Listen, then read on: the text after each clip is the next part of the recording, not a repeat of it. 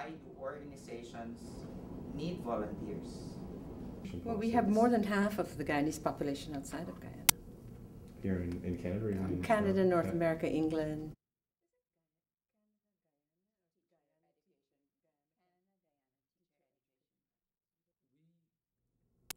From the Canada-Guyana Teacher Education Project. That's the group I belong to.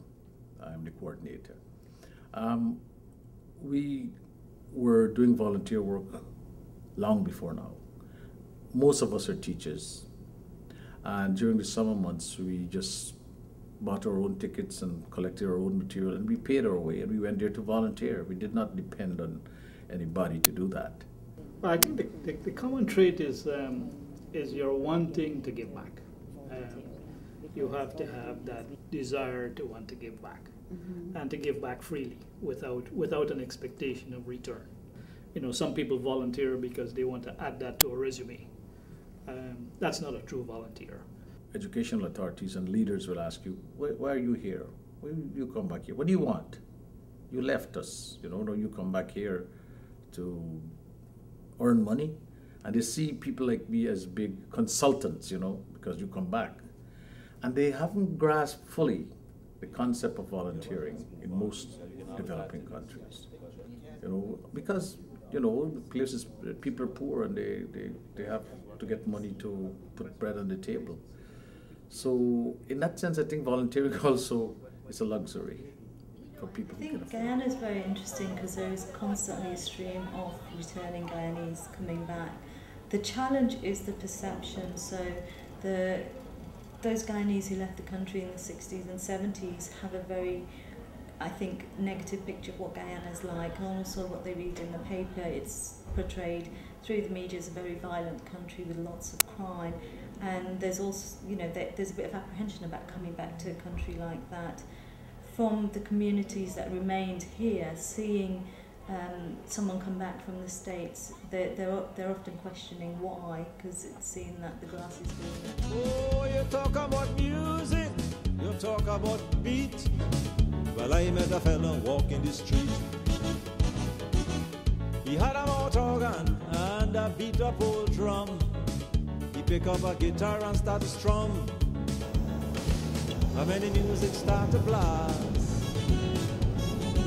people stopping as they pass. Little children start to hop. And people only begging him not to stop. Hey, to tell him. First of all, let me say that coming here has done me a lot of good, because I feel very happy that I can offer my services as a teacher and an ex-Guyanese to teachers and children. So I am also benefiting from this trip. For me, because I'm both a Canadian and a Guyanese. I'm a Guyanese Canadian or a Canadian Guyanese, whatever you want to call me.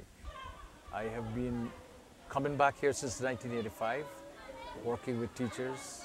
So I'm not new to this kind of volunteer work. And then a sheep came in the boat. And the sheep started to sing her song. Ba, ba, ba, ba, ba. Education for children ought to be a happy experience also. It ought to be fun. Because there's a whole question of play and learning. That when you play and you learn, it's meaningful and it sticks with you. So for me, it has been a serious experience, but also a playful one, bantering around with the children, using language, using poetry, using stories. And I'm with you with what we face to teach in the schools today. I don't envy you. And if I had to do your job, I'll go through the same thing. I don't know how you do it. I just don't know how you do it. One of the things that concerns me very much about language teaching in Guyana is this. We're bilingual people. We speak one language in the village, and we speak another language in business. When I grew up in Hansgrove among my people there, they were all Afro-Guyanese. They spoke a particular dialect, and I had my ears open to what they're saying. And one dialect struck me up to this day, and it goes like this. Look how all them gyal walk a dam nowadays with a big belly.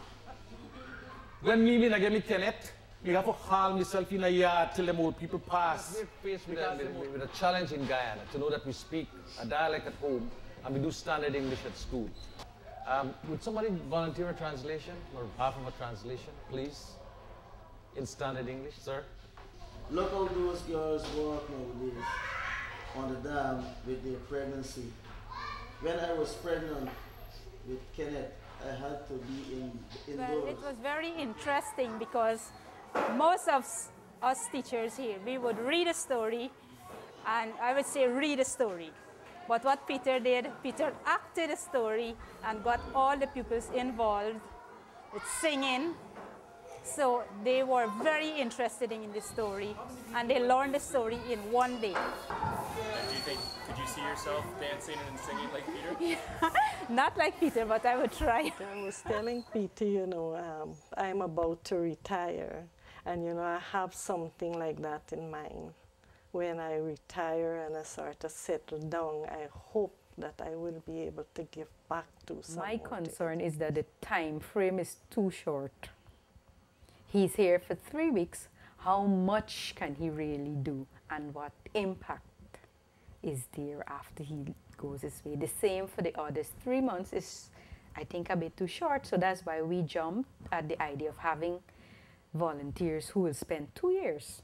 And we're happy that they came, and you know, we know that they will do quite a lot. I admire those young Guyanese national volunteers because they're working under severe conditions. Services, teaching services are desperately needed in hinterland communities. So they embarked on the National Volunteer Teachers Program.